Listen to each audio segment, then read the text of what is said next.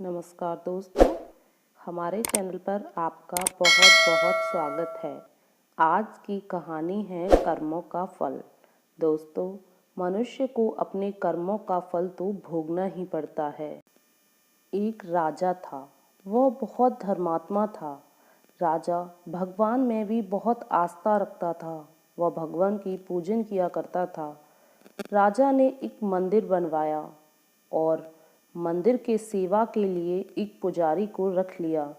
वह पुजारी भी एक धर्मात्मा और अच्छा इंसान था। वह पुजारी राजा से कभी कुछ भी नहीं मांगता था।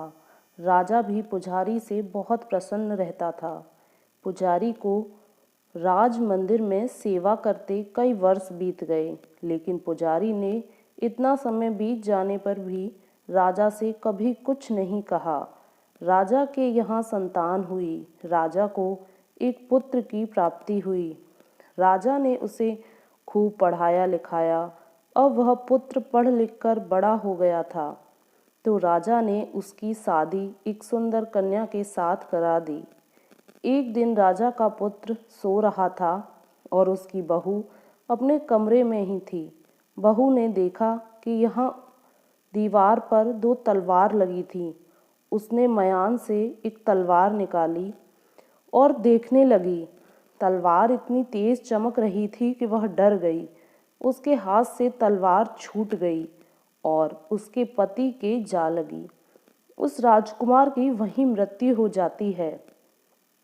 अब वह और भी ज़्यादा डर जाती है और कहती है कि अब मैं किसी को सच बताऊंगी तो कोई भी मेरा यकीन नहीं करेगा। अब वह जोर जोर से रोने लगी और कहने लगी कि मेरे पति को कोई मार गया। सभी लोग वहाँ इकट्ठा हो गए। राजा भी वहाँ आ गया था और पूछने लगता है कि इसको किसने मारा है। अब वह कहने लगी कि मैं उसे जानती तो नहीं हूँ, लेकिन वह मंदिर की तरफ गया था। राजा अपने सैनिकों के साथ मंदिर की तरफ गया और वहाँ वह पुजारी पूजा कर रहा होता है। अब सैनिकों ने उसे पकड़ लिया। पुजारी कहने लगा कि मैंने तो कुछ नहीं किया है, मैंने राजकुमार को नहीं मारा है। पर किसी ने पुजारी की बात नहीं सुनी। राजा तो सोचता है कि ये पुजारी निर्दोष भी हो सकता है, लेकिन सभी के कहने पर राजा कहता है कि मैं तुम्हें प्राण दंड तो नहीं देता, लेकिन जिस हाथ से तुमने मेरे बेटे को मारा है उस हाथ को काटने का आदेश देता हूँ। अब राजा ने पुजारी का हाथ कटवा दिया। अब वह पुजारी बहुत दुखी होता है और राजा को अधर्मी मानकर उसका राज्य छोड़कर वहाँ से चला जाता है। एक दिन उसे एक विद्वान पुरुष मिलते हैं। पुजारी विद्वान से घर पर मिलने जाता है तो उनकी पत्नी उनका बहुत तिरस्कार करती है और विद्वान को बहुत भला बुरा कहती है। फिर उस पुजारी ने उस विद्वान से पूछा कि आपकी पत्नी आपका इतना तिरस्कार क्यों करती है। तब वह विद्वान बोले कि यह मेरी स्त्री नहीं, मेरे कर्मों का फल है। यहाँ पुत्र, भाई, बहन, पत्नी या जो कोई भी हमारे संबंधी होते हैं, वो सब अपना ही कर्म है। हमारे द्वारा जो कर्म किए जाते हैं, जो कार्य किए जाते हैं, वो अच्छे हों या बुरे, वो हमें भोगने ही पड़ते हैं। इसीलिए मैं अपने कर्मों को खुशी से भोग रहा हूँ। पुजारी ने पूछा कि आपने ऐसा क्या कर्म किया था। तब वह विद्वान बताता है कि मेरे पूर्व जन्म में मैं एक पक्षी था और मेरी पत्नी एक बकरी थी। इसकी पीठ पर एक घाव हो गया और उसमें कीड़े लग गए। अब मैं पक्षी उसके घाव में चोंच मारता और कीड़े खाता, जिससे बकरी को बहुत पीड़ा होती। एक दिन कीड़े खाते खाते मेरी चोंच इसकी हड्डी में जा घुसी, जिससे बकरी को असहाय पीड़ा हुई। वह दर्द के मारे कराह उठी। अब मेरी चोंच भी उसमें से ना निकल सकी। अब वह बकरी पानी पीने के लिए नदी पर जाती है। पानी का बहाव इतना तेज था कि वह उसमें से निकल ही न सकी। मैं उसकी पीठ पर था और पानी के बहाव के कारण हम दोनों पानी में बह गए और आगे जाकर डूबकर हमारी मौत हो गई। फिर हमारा ये जन्म एक इंसान के रूप में हुआ और अपने कर्मों का फल भोगने के लिए हम आज एक साथ हैं। लेकिन मैंने चोंच इसको दर्द पहुंचाने के लिए नहीं मारी थी। ये मेरी पत्नी कुछ समय तक ही गालियां देगी।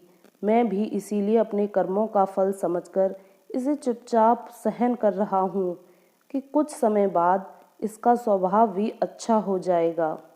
अब आप कहो कि आप यहाँ किसी लिए आए हैं। जब पुजारी ने अपनी सारी बात विद्वान को बताई और पूछा कि अधर्मी राजा ने मुझे निरपराधी का हाथ क्यों कटवाया है, विद्वान ने कहा, राजा ने आपका हाथ नहीं कटवाया, आपके कर्म ने ही आपका हाथ कटवाया है। फिर पुजारी पूछता है, ऐसा किस प्रकार हुआ?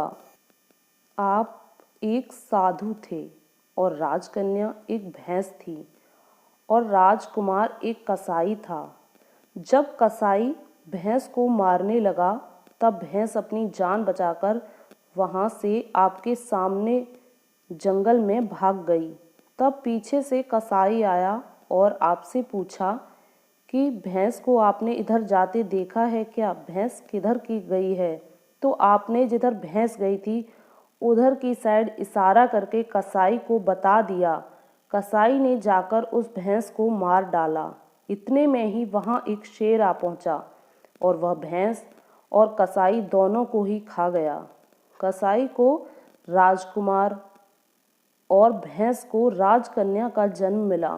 पूर्व जन्म में किए गए कर्म ने एक दिन के लिए उन दोनों को इकट्ठा कर दिया, मिला दिया। क्योंकि कसाई ने भैंस को गर्दन पर मारा था, इसीलिए राजकन्या के हाथों गलती से ही तलवार उसकी गर्दन पर ही गिर गई, जिसके कारण राजकुमार का सर कट गया और उसकी मृत्यु हो गई। इसीलिए कर्म ने भी अपना फल दे दिया और तुमने जो कसाई को हाथ का इशारा किया था, उस पाप कर्म ने ही तुम्हारा हाथ कटवा दिया। इससे तुम्हारा ही दोष है, किसी और का नहीं। ऐसा सोचकर सुखपूर्वक अपना जीवन व्यतीत करो। दोस्तों, यदि हम इस कार्य के सिद्धांत को जान लें, अपने कर्मों के सिद्धांत को जान लें और मान लें, तो हम किसी भी घोर कर्म का फल भोगते हुए भी दुखी नहीं रहेंगे। दोस्तों, आपको आज की हमारी ये कहानी कैसी लगी, हमें कमेंट बॉक्स में ज़रूर बताएं। और आप हमारे चैनल पर नए हैं और आपने अभी तक हमारे चैनल को सब्सक्राइब नहीं किया है, तो इसे सब्सक्राइब ज़रूर करें और साथ ही बेल आइकन प्रेस करें, ताकि हर नई वीडियो का नोटिफिकेशन आपको सबसे पहले मिल सके।